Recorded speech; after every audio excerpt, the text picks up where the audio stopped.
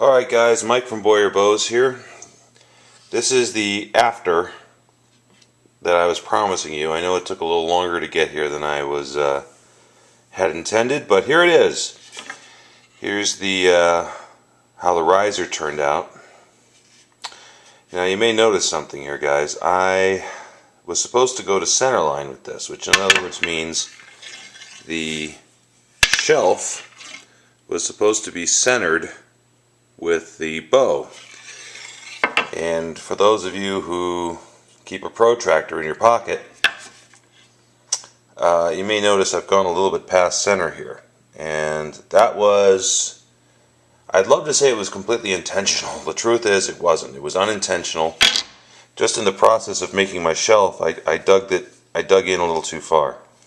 Now that's risky. The arrow will actually shoot.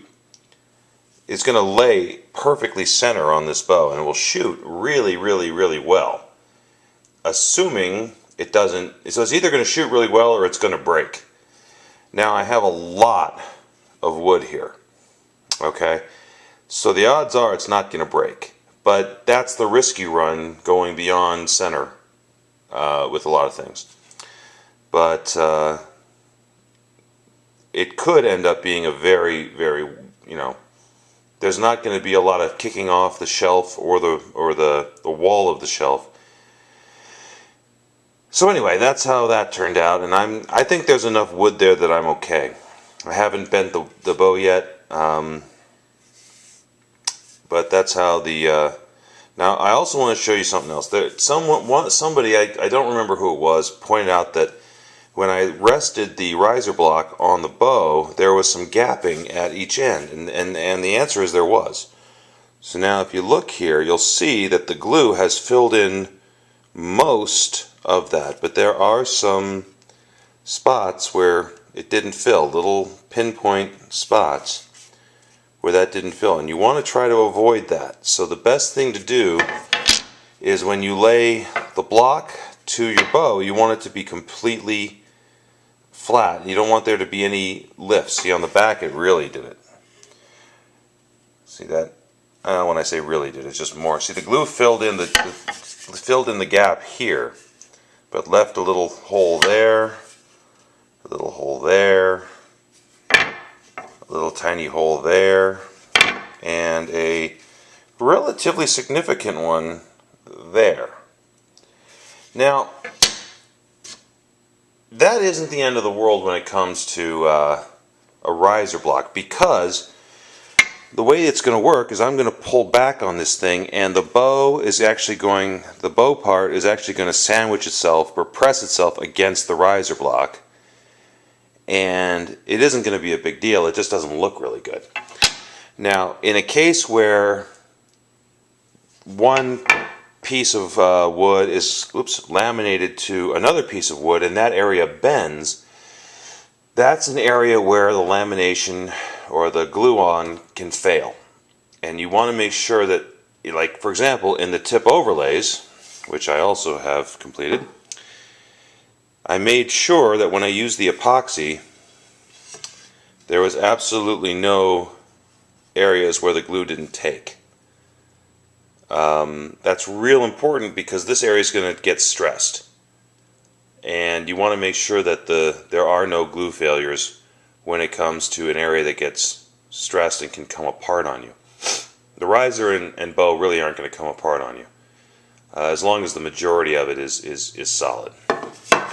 And and on the tip overlays, you can see where I cut the wood. I left the green line there still a little bit so you could see it.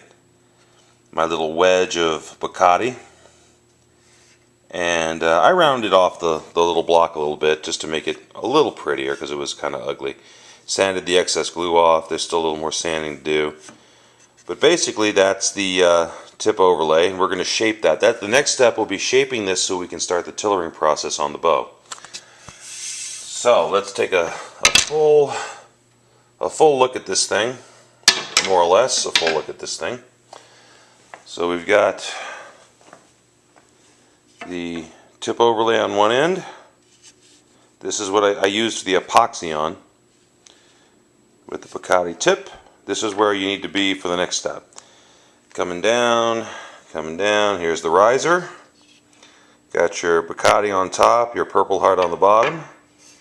And I kind of shaped the, what I did was I took the rounded part of the rasp and I just sort of shaped a place for the web of my hand and my thumb to go. And I just do it until it's comfortable. I'm constantly taking the bow in my hand and gripping it. Now I sort of mostly shoot without these three fingers holding the bow. They're just sort of resting on the bow. So for me, that rounded part is going to fit into this part of my hand here. The web of my hand is going to fit into a little depression that I make with the rounded part of the rasp, and then smooth out. The arrow shelf, I showed you how I drew it last video, and I just cut it out. And that's basically it with the, and then I just smooth sanded everything just to give me something, you know, take the glue spots off, take the ugly spots off. That's pretty much it. And then we come up here and we get the bow a little wet in the sink, which is dumb, but oh well. And then there's the other tip overlay. Again, this one was epoxied on with I used a Loctite brand epoxy. It's one of those that sort of sets up in 5 minutes, sets hard in 20 minutes, but then isn't really fully cured for 24 hours. And it has a 3200 PSI rating, which is definitely overkill, but it's 3,200 pounds per square inch rating on the epoxy when it's done curing, which will certainly handle the 60 or less pounds of force that this bow is going to be. Alright, so there you go. Any questions or comments, I'll let you know. The next video is going to be us shaping these tip overlays to accommodate a tillering string and to accommodate the future knock, and making them look just even a little more interesting than they do now. Of course, they look real interesting right now, but they're just too wide up on top and probably too heavy. So we got to taper this down and make it, give it some shape and some purpose. And that's the next spot. Once we've done that, we can start actually tillering the bow. And that's what we're going to do after. So thanks for joining. Mike from Boyer Bows. This was the after video I promised you guys. The next one should be up pretty soon. Of course, I said that last time, but it'll be up as fast as I can get it up. And oh, that sounded bad. And we'll see you soon. Mike from Boyer Bows. Thanks for watching. Bye.